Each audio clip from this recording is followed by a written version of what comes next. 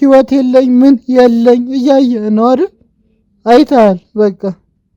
በቃ ይልኛ ውርደት ውስጥ ከተተች።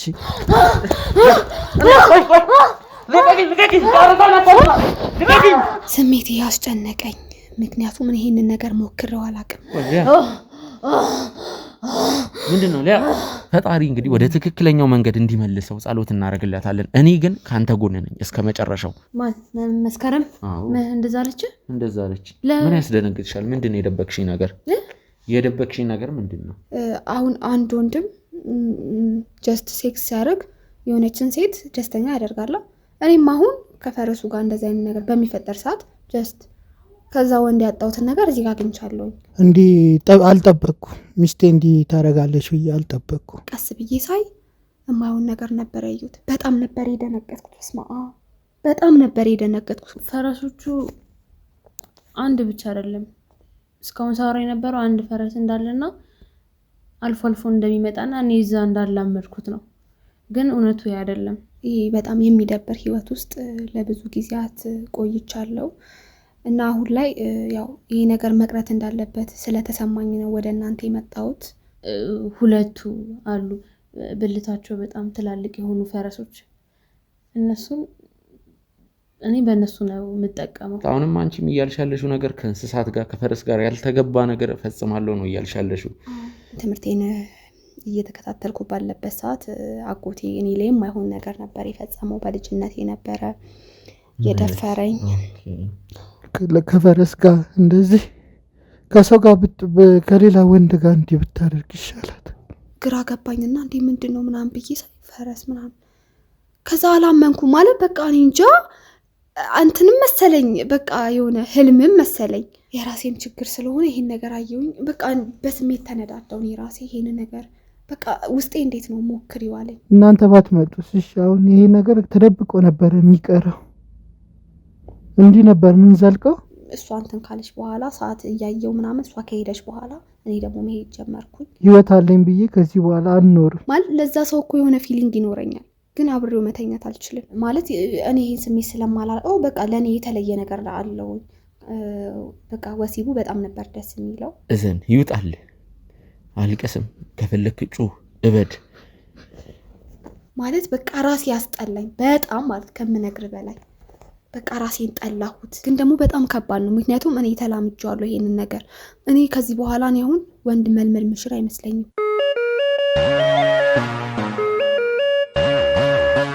ሰላም ጤና ይስጥልን ውድ የጎጆ ቲዩብ ቻናል ተመልካቾቻችን እንደምን ቆያችሁ? ሚኪ ነኝ። ውድ ቤተሰቦች እንግዲህ ያው ለመጨረሻ ጊዜ በለቀቅንላችሁ ቪዲዮ እንዳልክና ሊያ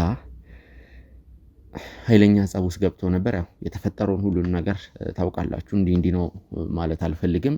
ቪዲዮን ያላያችሁ ወደ ኋላ ገብታችሁ ቪዲዮን መመልከት ትችላላችሁ። እንግዲህ ከፈረስ ጋር ያልተገባ ነገር እንደምታረግ በነገረችው ሰዓት ስሜታዊ ሆኖ ራሱን ስቶ ወድቆ ነበር። እንግዲህ ያለ ማቋረጥ ለ5 ደቂቃና ለ10 ደቂቃ ያክል እያንቀጠቀጠው ነበር ራሱን ስቶ። ከዛ በኋላ እኛ ካሜራውን ለማጥፋት ተገደን ነበር። ከዛ በኋላ የነበሩት ነገሮች ምን ይመስላሉ የሚለው ነገር እንግዲህ ለእናንተ ለተመልካቾች በካሜራችን ቀርጸን ባናሳይም ግን ያሉትን ነገሮች እንደሚከተሉት ለእናንተ አሳውቃችኋለሁ። አሁን እንግዲህ እንዳልክ በመልካም ጤንነት ላይ ነው የሚገኘው። እኛ ለቀረጻ ባዘጋጀንበት ቤት ውስጥ ነበር ራሱን ስቶ የወደቀው። ከሰዓታቶች በኋላ ነው የምንገኘው ውድ ቤተሰቦች። ኢቭን እኔ ቲሸርት ይውላ እስከ መበላሸት ደረጃ ደርሶ ነበር ማለት። ከዛ በኋላ የነበሩት ነገሮች ምን ነበሩ? ካንቀጠቀጠው በኋላ አረፋ ሲደፍቅ ነበር እና እኔ እንደዚህ ይዤው ሶፋ ላይ ሆኖ ሙሉ አረፋ እየደፈቀ ነበርና እንዳለ አረፋው ወደ እኔ ነበር እንትን ሲል የነበረው። ካፉ አረፋ ሲደፍቅ ነበር። አሁን ላይ ደህና ነው፣ ምንም የሚያሳስብ ነገር የለም። ያለፉትን 3 ሰዓትና 4 ሰዓታቶች እዚህ ለቀረጻ ባዘጋጀነው ቤት ውስጥ አልጋም ስላለ የተወሰነ እረፍት እንዲያደርግ እንዲሁም ደግሞ የኛ የሕክምና ባልደረቦች አስፈላጊውን የሆነ የጤና እርዳታ የሚያስፈልገውን ነገር በሙሉ ሁሉንም ነገር አድርገውለታል። አሁን በመልካም ጤንነት ላይ ነው የሚገኘው። ከዚህ በፊት ምንም አይነት በሽታም ሆነ ህመም እንደሌለበት አረጋግጠዋል። ምንም የሚጥል በሽታም የለበትም። ያው እንደ ማንኛውም ሰው ግን ራሱን ስቶ ያውቃል። ያው አንዳንዴ የሆነ የሚያስደነግጥ ነገር ስንሰማ ራሳችንን ስተን አዙረን እንደምንወድቀው የለም እንደዛ ማለቴ ነው። አሁን በጥሩ ሁኔታ ላይ ነው የሚገኘው። በቻልነው አቅም ትሪት ለማድረግ ሞክረናል። በሊያና በእንዳልክ መካከል ስለተፈጠረው ነገር ከልብ አዝነናል። በተለይ ደግሞ እንዳልክ እንደዚህ አይነት ነገር ትልቅ ስብራት ነው። ወንድ ልጅ ነኝ። ወንድ ልጅ ሆኜ ይሄ ስሜት ይገባኛል። ወንድ ልጅ መሆንም አይጠበቅብኝም። ያው ሰው መሆን በቂ ነው። ምን ማለት እንዳለብኝ አላቅም። እኛንም መስደብም መውቀስም ምንም ማለት ትችላለህ እንዳልክ። ዋናው ግን አሁን በዚህ ሰዓት የአንተ ጤንነት ነው። ሌላው ነገር ይደርሳል። አመሰግናለሁ። ምን እንደምላችሁ አላቅም። እንደዚህ ተንገንተን ብላችሁ ምንም አላቅም። የወደኩበትም አላወቅኩም። እንዲህ ተንከባክባችሁ ጤንነቴን ጠብቃችሁ ስላበቃችሁኝ አመሰግናለሁ። እውነት በጣም አመሰግናችኋለሁ። እንዲህ አልጠበቅኩም። ሚስቴ እንዲህ ታደርጋለች ብዬ አልጠበቅኩም። እንዲህ እኔ እንጃ ምን ብዬ እንደምነግራችሁ አላቅም። በጣም ከአይምሮ በላይ ነው እና ምን እንደምል አላቅም። በቃ ይሄ ከባድ ነው። እንዲህ ታደርግብኛለች ብዬ እኔ አላሰብኩም ሚስቴ እና ምን እንደምል ራሱ እኔ አላቅም። እኔ እንጃ ያልሆነ ህይወት ውስጥ ነው አሁን የከተተች። ወንድ ልጅ ነው ይገባል፣ ታውቃለህ። ሚስት የሆነ ነገር ስታደርግ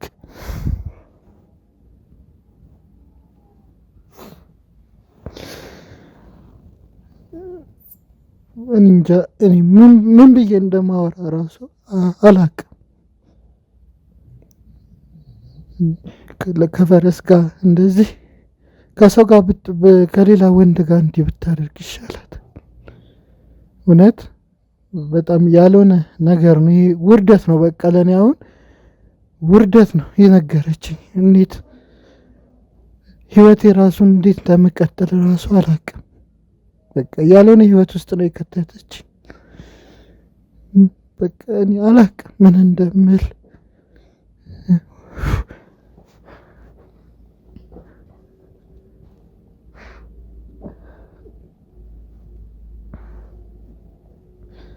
አሁን ታዲያ እንዴት ነው የምኖረው? ህይወቴን እንዴት ነው የምቀጥለው? ለእሷ ብዬ ደክሜ እየመጣሁ ቤቴን ላስተዳድር ባልኩኝ የወደፊት ህይወቴን እንደዚህ እያደረግኩኝ ግን እሷ ሌላ ነገር እየሰራችብኝ ነው። መቼ አወቅኩ እኔ እንደዚህ? ግን እኔ ምን እንደምል አላቅም። በቃ ይሄ ሁሉ ነገሬን አሁን ያጣሁት በቃ እንደምታየኝ ነው። እናንተ ባትመጡስ? እሺ አሁን ይሄ ነገር ተደብቆ ነበር የሚቀረው። እንዲህ ነበር ምን ዘልቀው። በጣም ነው የሚያሳዝነው። በቃ እኔ ምን ብዬ ልንገር? ወንድ ልጅ ነህ ታውቃለህ። የወንድ ልጅ እንዴት እንደሚጎዳ ታውቃለህ። ልቡ እንዴት እንደሚሰበር ታውቃለህ። ግን በቃ አላቅም። እኔ እንጃ አሁን እኔ ህይወት አለኝ ብዬ ከዚህ በኋላ አልኖርም። ማንን ታምናለህ? በአሁን ጊዜ የሚታምን ሰው ጠፋ። በቃ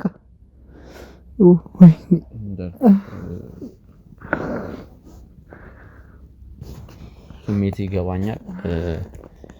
እኔ በዚህ ሰዓት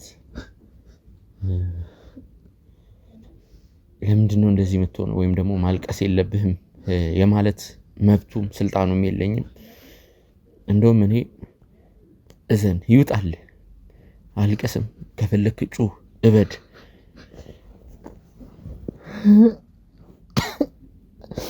እኔ እሺ አሁን ምን ልበል? ምንም ምለው ነገር የለም። በቃ አሁን እኔ ህይወት የለኝ ምን የለኝ እያየህ ነው አይደል? አይተሃል። በቃ የልኛ ውርደት ውስጥ ከተተች። እሺ የትኛው ሴት ነው የምትታመነው ለትዳር? የትኛው ናት? ወይኔ እንዳልክ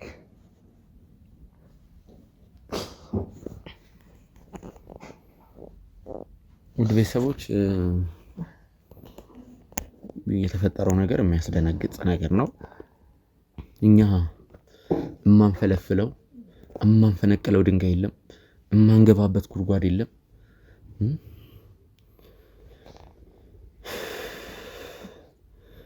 እንግዲህ እስከዛሬ ብዙ ስራዎችን ሰርተናል። ብዙ ከባባድ ኬዞች፣ ከባባድ የወንጀል ስራዎች፣ አደገኛ ኬዞች ህይወታችንን ልናጣባቸው የምንችላቸው ከባባድ የወንጀል ኬዞችን ሰርተናል። ብዙ ደግሞ ያልተሰሙ ለማመን የሚከብዱ ኬዞችን፣ ታሪኮችን፣ የሰዎችን ገበናዎችን ሰምተናል። እንደዚህም አለ እንዴ እስክንል ድረስ የዛሬው ደግሞ ወይም ደግሞ ሰሞኑን የተፈጠረው ይሄኛው ኬዝ እስከዛሬ ከሰማነው የባሰ የከፋ የሰው ልጅ በዚህን ያክል ሊቀል ይችላል። እኔ አሁንም እሷም ላይ መፍረድ አልፈልግም። ይህንን ስራ ስንሰራ ወንጀለኞችን እናሳስራለን፣ ለህግ አካል አሳልፈን እንሰጣለን። ተበዳዮች ደግሞ ፍትህ እንዲያገኙ እናደርጋለን። ወንድማችን ተበዳይ ነው። ልጅቷ ላይ መፍረድ አልፈልግም፣ ግን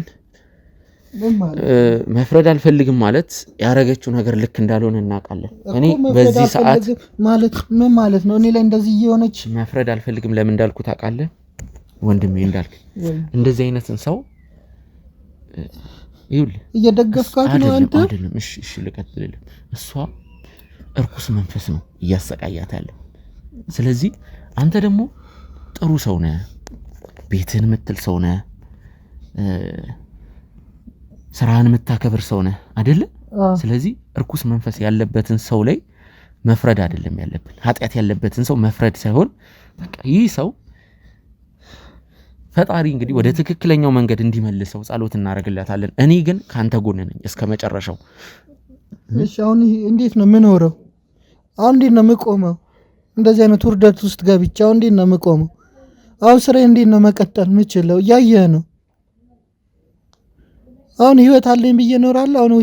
አሁን ለየትኛው ህይወት ነው የምሰራው?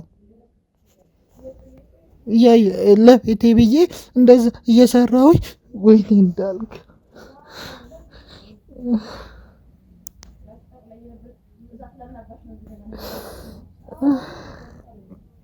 እሺ በቃ እንዳልክ ቀረጻውን እናቋርጠውና የተወሰነ እረፍት አድርግ። ከዛ እንውጣ፣ ወክ ታደርጋለህ ወይ እንንቀሳቀሳለን። እኔ የት ሄዳለሁ? የትም ሄድ አልፈልግም። ቤቴ እዚሁ ይሻለኛል። በቃ ውርደት ውስጥ ገብቼ ስለዚህ እዚሁ ከኛ ጋር መቆየት ትፈልጋለህ? እዚሁ ይሻለኛል። የትም አልሄድም። እሺ ችግር የለውም። የምትፈልገውን ነገር በሙሉ እናደርግልሃለን። ልብስም ከፈለክ እናስመጣልሃለን። አሁንማ የት ሄዳለሁ? በቃ መሄጃ የለኝም። እዚሁ እንደታፈንኩ እዚሁ ብቀመጥ ይሻለኛል። ካሜራው ይጥፋ። ከዚህ በላይ አንተንም አናጨናንቅ።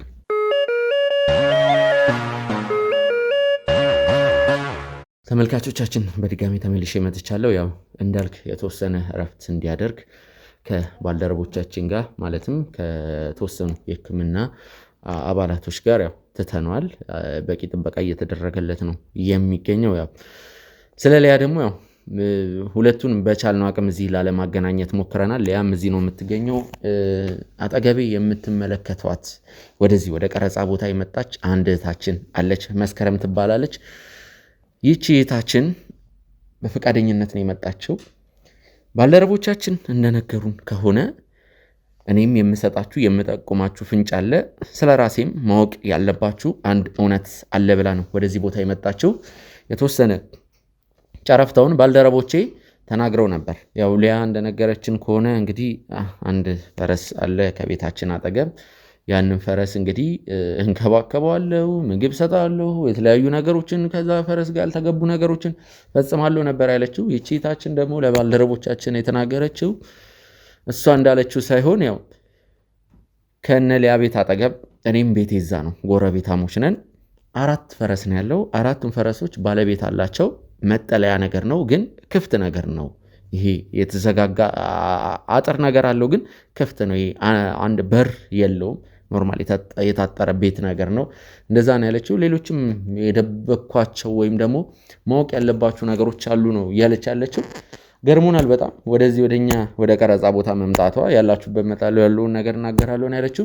የሚገርማችሁ ነገር ካለው ነገር ከደህንነት ከሴፍቲ አንፃር እንግዲህ ይሄ ለቀረጻ ያዘጋጀነውን ቦታ ጠቁመናት አይደለም እዚህ የመጣችው። ግማሽ መንገድ ሰው ሄዶ ነው የተቀበላት። ስለዚህ ያው ምናልባት የማይሆን ነገር የማይረባ ነገር ብታስብ እንኳን ለዛ ነገር የተጋለጠን አይደለንም ለማለት ነው። ቤተሰቦች ሁሌ እናንተ ለኛ ትጨነቃላችሁ፣ ቀረጻ የምታደርጉበትን ቦታ ለሰዎች አታሳውቁ ትላላችሁ ሁሌ። ከዚህ ነገር አንፃር አሁን ምንም ሴፍቲው የተጠበቀ ቦታ ነው ያለነው። እህታችን ራስሽን ከማስተዋወቅ ጀምሪና ወደ ጉዳዩ እንግባ። እሺ፣ መስከረም እባላለሁ። ያው ከካሜራ ጀርባም ብዙ ነገሮችን አውርተናል። እኔም ይሄ በጣም የሚደብር ህይወት ውስጥ ለብዙ ጊዜያት ቆይቻለሁ እና አሁን ላይ ያው ይሄ ነገር መቅረት እንዳለበት ስለተሰማኝ ነው ወደ እናንተ የመጣሁት እና ከባድ የሚባል ህይወት ነው እያሳለፍኩ የነበረው። ምክንያቱም ይሄ ከባህላችንም ከሁሉም ነገር ያፈነገጠ ስለሆነ እኔ ላይ በጣም ህይወቴ ላይ በጣም ከባድ የሚባል ተጽዕኖ እያሳደረ ስለሆነ ነው ወደ አንተ የመጣሁት ወንድሜ። እሺ፣ አንዳንድ ነገሮችን ለባልደረቦቻችን ተናግረሻል። ባልደረቦቻችን ደግሞ ያው ለኔ ያለውን ነገር አሳውቀውኛል። ያልተናገርሻቸውም ነገሮች አሉ። እስኪ መስማት ያሉብን ነገሮች ብንሰማ፣ ከሰዓትም ካለን ጊዜም አንፃር ብዙ የምንሰራቸው ስራዎች ስላሉ አንቺም እዚህ ድረስ የመጣሽው አንገብጋቢና አስቸኳይ ጉዳይ ቢሆን ነው። ለዚህ ለባልደረቦቻችን ለነገርሻቸው ነገሮች ብቻ ቢሆኑ እዛው በስልክም በመልእክትም ትጨርሱ ነበር አይደለም? ምንድን ናቸው? ያው ነገሩ ቀላል የሚባል አይደለም። በጣም ከባድ ነው። በጣም ማለት በዚህ ነገር እኔ በጣም ተሰቃይቻለሁ። በጣም ዋጋ ከፍዬበታለሁ እና ምንድን የሆነው እኔ ያው ቤተሰቦቼ እናትና አባቴ በልጅነቴ ነው የሞቱት እና አጎቴ ቤት ነበር ያደኩት የእናቴ ወንድም ጋር ነበርና ያው እኔ በጣም ህፃን ስለነበርኩኝ በዛ ሰዓት ያው እነሱ ጋር ገባሁኝ። ትምህርቴን እየተከታተልኩ ባለበት ሰዓት አጎቴ እኔ ላይ የማይሆን ነገር ነበር የፈጸመው። በልጅነቴ ነበረ የደፈረኝ እና በቃ በጣም ነበር የሚያሰቃየኝ። አጎቴ ሚስት ብዙ ጊዜ ለስራ ወደ ሌላ ቦታ ትሄዳለች እና ያው ይሄ ነገር ይፈጠራል ብላ አታስብም እና በጣም ብዙ ጊዜ ጾታዊ ትንኮሳ ያደርስብኝ ነበርና በዚህ የተነሳ በቃ ልጅነቴ ጥሩ አልነበረም። በጣም አስጠያፊ የሚባል ልጅነት ነበር ያሳለፍኩት። በቃ እኔም ደግሞ መሄጃ ስለሌለኝ እሱም ደግሞ ኃላፊነት ስለወሰደ በቃ ሌሎች ሰዎች ፊት ልክ እንደ ልጁ ነበር አክት የሚያደርገው። እነሱ ሲወጡ ግን እንደፈለገ ነበር የሚያደርገኝና በቃ ልጅነቴ በቃ ማለት ማውራት አልፈልግም፣ ያው ለመናገር ያክል ነውና እና በማድግበት ሰዓት እኔ ለወንድ ልጅ በጣም ጥላቻ ነበረኝ። በጣም ማለት ከምነግር በላይ። ምክንያቱም አጎት ማለት ልክ እንደ አባት ነው። መጥፎ ነገር ያደርግብኛል ብለህ ጥቃትን እንዲከላከልልህ ነው እንጂ መጥፎ ነገር ያደርግብኛል ብለህ ማታስበው ሰው ነው። ያው ማደግ አይቀርምና አደግኩኝ። ያው ወጣት ሴት ስትሆን ብዙ ነገር እንትን ይላል። ጓደኛ ምናምን ያስኩኝ። ያው ጓደኞቼ ፍቅረኛ ሲይዙ ከነሱ ጋር ብዙ ነገር ሲያሳልፉ ሰማለው፣ ቀን አለው። ያው እድሜን በራሱ ደግሞ ብዙ ነገር ውስጥ እንድገባ ያደርግህ የለ። እናም እኔም ፍቅረኛ ምናምን ይዛለው። ግን በቃ እንዴት ልበል፣ በጣም ለኔ ከባድ ነው አይደለም ሌላ ነገር መሳሳሙ ራሱ ይከብደኝ ነበር በዛ ሰዓት። ምንም አይነት ነገር ፍላጎት አጣለው ወንድ ልጅ። ምክንያቱም ትላንትና በልጅነት ያሳለፍኩት ነገር ነበር ትዝ የሚለኝ። በጣም ነበር የሚከብደኝ፣ በጣም ነበር ወንድ ልጅ የሚያስጠላኝና በቃ 4-5 ፍቅረኛ ይዣለሁኝ። እንጣላለን። ምክንያቱም እኔ ከነሱ ጋር ምንም አይነት ስቴፕ መቀጠል አልችልም። በቃ አለ አይደለ፣ አብረህ ከወንድ ጋር ስትገናኝ ስሜት አለ፣ ብዙ ነገር አለ። እኔ ደግሞ ያንን ነገር እንትን ማለት አልችልም። ይሄን ነገር ደግሞ አውጥቼ ለነሱ መናገር አልችልም። የግል ሚስጥሬ ነው። ያ ሰው አብሮኝ ይቀጥል አይቀጥል አላቅም። ይሄን ነገር አውጥቼ ለነሱ መናገር አልችልም እና እድሜ ከፍ ባለ ቁጥር ደግሞ ያው ስትበላ ስትጠጣ እድሜን በራሱ ብዙ ነገር ውስጥ ይከታልና በቃ አልቻልኩም። በቃ ስሜት ይፈታተነኛል። በቃ ወንድ ልጅ ያስጠላኛል እውነት ለመናገር። በቃ ምንም በቃ ማለት ለዛ ሰው እኮ የሆነ ፊሊንግ ይኖረኛል፣ ግን አብሬው መተኛት አልችልም።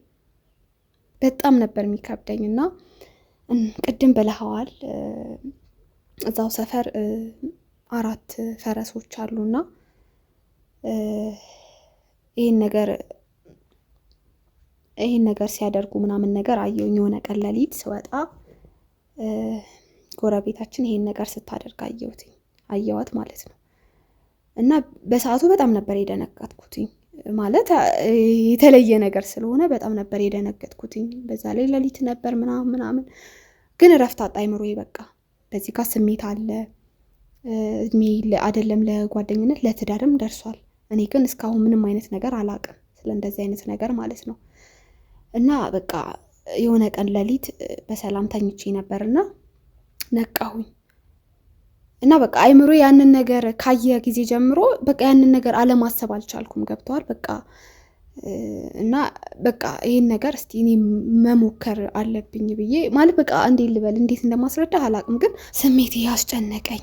ምክንያቱም ይሄንን ነገር ሞክሬው አላቅም። አንደኛ ጓደኞቼ መተው ስለ ፍቅረኞቻቸው ይነግሩኛል። ያሳለፉትን ምን ያህል ማለት በቃ ከጓደኞቻቸው ጋር አድረው ሲመጡ ምን አይነት ጣፋጭ ሌሊት እንዳሳለፉ ይነግሩኛል። ያ በራሱ እኔ ጋር የሚፈጥረው ተጽዕኖ አለ። ለነሱ እንደዚህ ነው ብዬ መናገር አልችልም። ማለት ያውቃሉ፣ በቃ ፍላጎቱ እንደሌለኝ ያውቃሉ፣ ግን እኔ ላይ የደረሰውን ነገር አያውቁም። ለማን ማለት የገዛ አጎቴ እንደፈለገ ያደርገኝ ነበር ብሎ መናገር ወንድሜ እኔ ማለት ትረዳኛለህ ብዬ አስባለሁ። በቃ እንደ ሰውኛ ትረዳኛለህ ብዬ አስባለሁ። ለእኔ በጣም ከባድ ነው እና በቃ ሁል ጊዜ ለማየት ጓጓለሁ። ምክንያቱም እድሜም ነው እና ያን ነገር ለማየት ጓጓለሁ። ይሄን ነገር ደግሞ ከሰው ጋር ማድረግ በጣም ከበደኝ። በቃ ብዙ ጊዜም ሐኪም ቤት ምናምን ሄጄ ነበር። እንደዚህ አማካሪዎች ጋር ሄዳለሁ። ብዙ ነገር ይነግሩኛል። ግን በቃ ምንም በቃ እኔ ፍቅረኛዬን እንኳን በፊት ያለኝን ፍቅረኛዬን በማገኘው ሰዓት በቃ ሲነካኝ ሁላ ምንም አይነት አካላዊ ንክኪ እንዲኖር በቃ በጣም ነበር ሲነካኝ።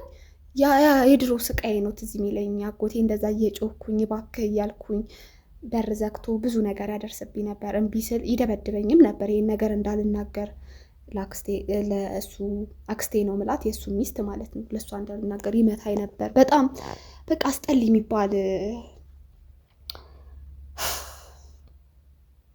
የሚባል ልጅነት ነው ያሳለፍኩት እና ይሄን ነገር መሞከር እንዳለብኝ ተሰማኝ። በቃ አላቅም፣ ስሜት ገፋፋል ማለት አሁን ላይ ሳስበው እንዴት ሁላ እንደጀመርኩ ግራ ይገባኛል። በቃ ማለት ምንን ሲነዳኝ እንደነበር ማለት ከራሴ ጋር እንዳልነበርኩኝ ይገባኛል። እና ይሄን ነገር እንደ ቀልድ ሞከርኩኝ።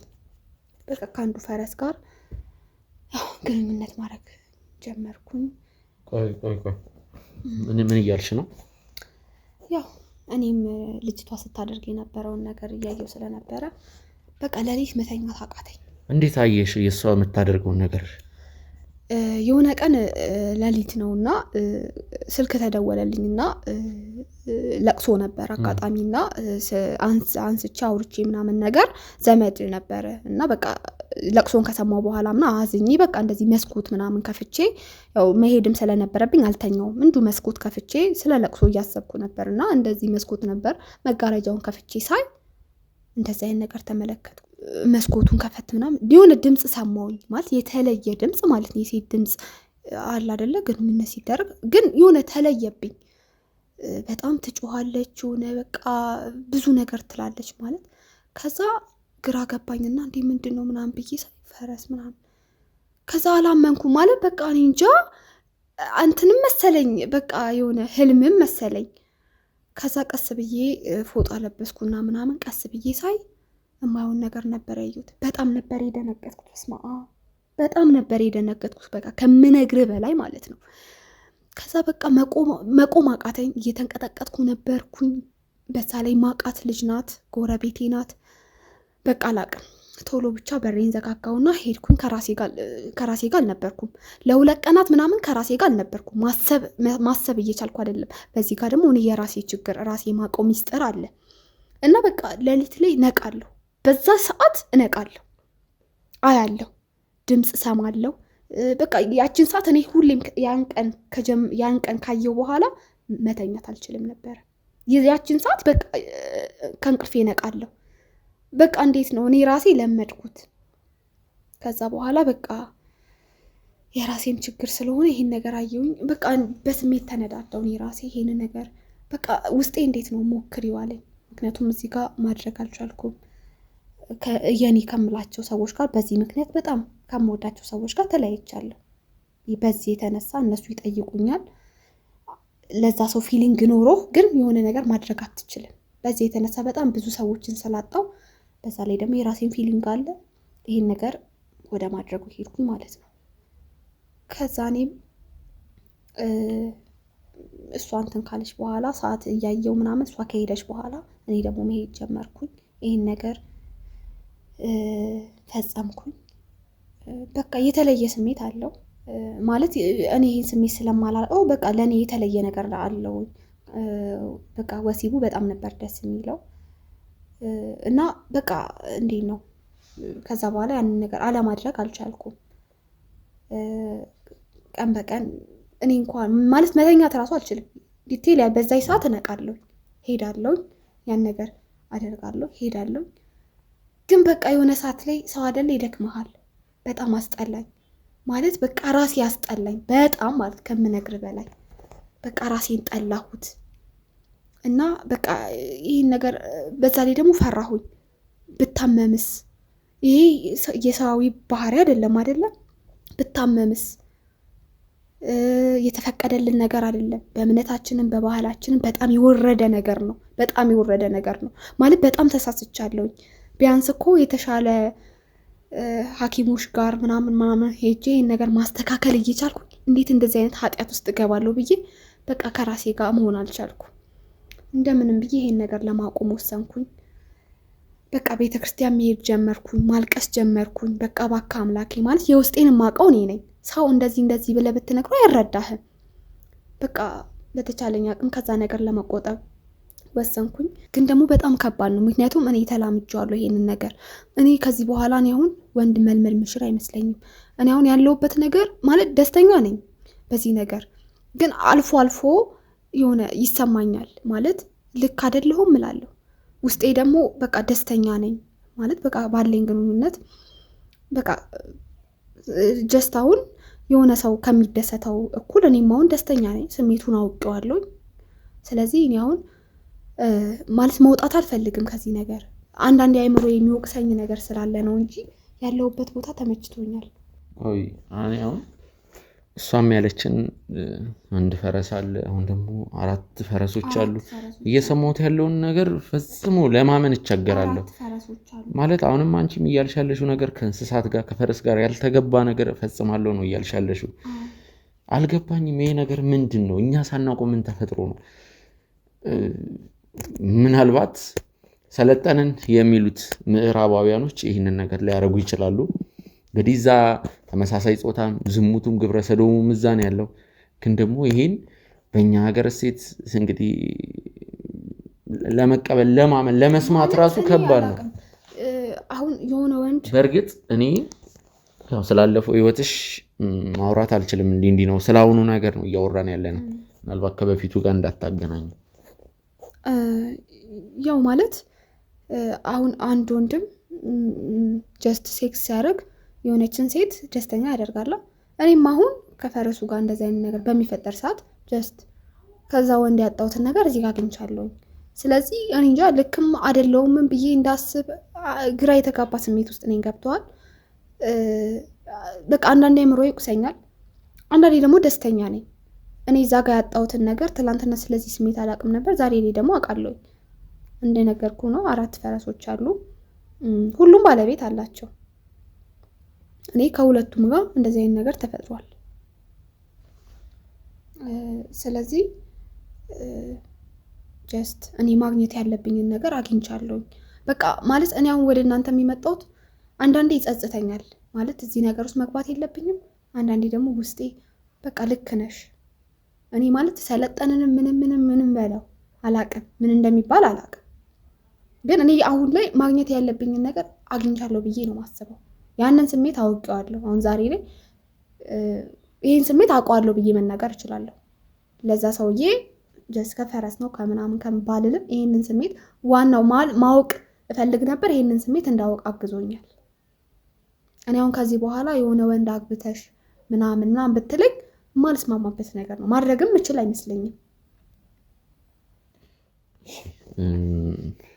ካንቺ ጋር ያልጨረስኩት ነገር አለ መቀጠልም ያለብኝ ብዙ ነገር አለ ላስቸግርሽ ከሊያ ጋር ማውራት አለብኝ ውጪ ላይ ከባልደረቦቻችን ጋር ትሆኛለሽ እሺ ይቻላል እባክሽ ላስቸግርሽ እሺ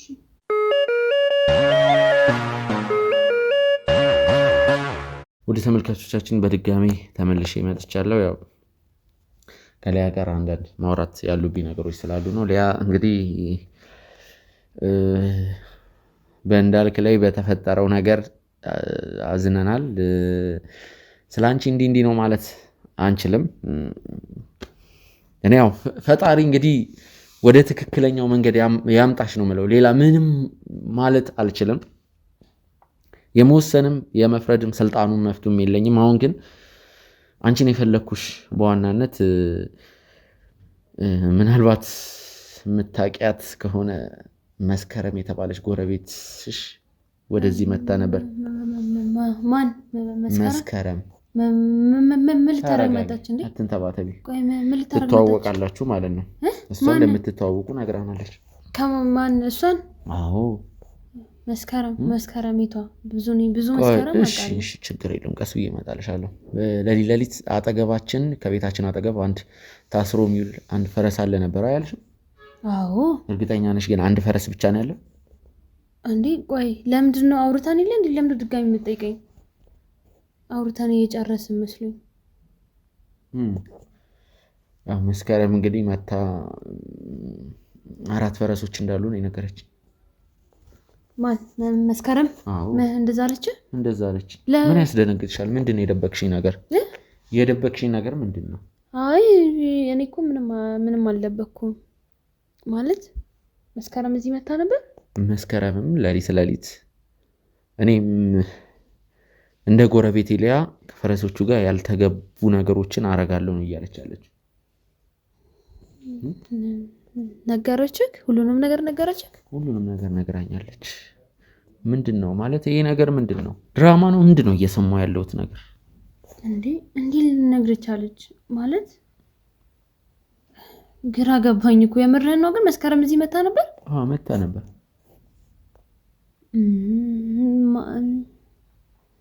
በርግጥ ስለ ፈረሶቹ ዋሽቻለሁ ግን በቃ የዋሸሁበት ምክንያት ሌላ መጥፎ ነገር አስቤ ሳይሆን ምናልባት የነገሩን ግዝፈት ስለምትረዳው ምን ትለኛለህ ብዬ ስለሰጋው ነው ፈረሶቹ አንድ ብቻ አይደለም እስካሁን ሳወራ የነበረው አንድ ፈረስ እንዳለና አልፎ እንደሚመጣና እኔ እዛ እንዳላመድኩት ነው ግን እውነቱ አይደለም እዛ አካባቢ እንደመጠለያ 4 ፈረሶች ይኖራሉ እኔ ስለህ የነበረው ቦታ ላይ ማለት ነው እና ፈረሶቹ በቃ እንደ ቤታቸው ነው እዛው ነው ባለቤትም አላቸው እዛው ነው ምግብ የሚሰጣቸው እዛው ነው ሁሉ ነገር የሚደረግላቸው ግን ፈረሶቹ ባለቤት ይኖራቸው እንጂ ባለቤቶቹ እዛ ቦታ ላይ አይገኙም ግን ይንከባከባቸዋል አስፈላጊ ነገር ያደርግላቸዋል እና ፈረሱ አንድ ብቻ ሳይሆን 4 ፈረስ ነው ከነዚህ 4 ፈረሶች ውስጥ ደግሞ አንዱ ብልቱ አካባቢ በጣም ቁስል አለበት ያን ደግሞ እኛ አንፈልገው ማለት ደስ አይልም ራሱ እንዲሁ ሲታይ ራሱ ለሰሚ ራሱ እንኳን ሌላ ነገር አብረው ልታረግ ይቀርና ማለት ነው ግን ከነዛ መሃል እኔ 2 አሉ ብልታቸው በጣም ትላልቅ የሆኑ ፈረሶች እነሱን እኔ በእነሱ ነው የምጠቀመው ከዚህ ዘለለ እኔ ምንም የዋሸው ነገር የለም በቃ ያለው እውነታ ሙሉ ለሙሉ ይሄ ነው እንደነገርኩ ነው ከፈረሱ ጋር ወሲብ ካልፈጸምኩ ያመኛል የሆነ ራሴን ያዞረኛል ደህና አይደለሽም ሊያ ሰላም አይደለሽም ሊያ ቀረጻ ይቆረጥ ምንድነው ምን ይየውሽ ሊያ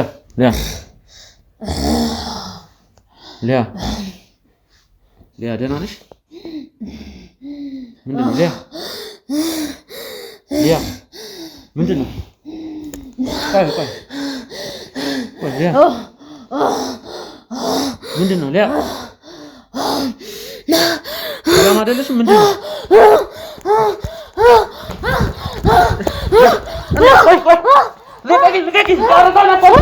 ልቀቂኝ!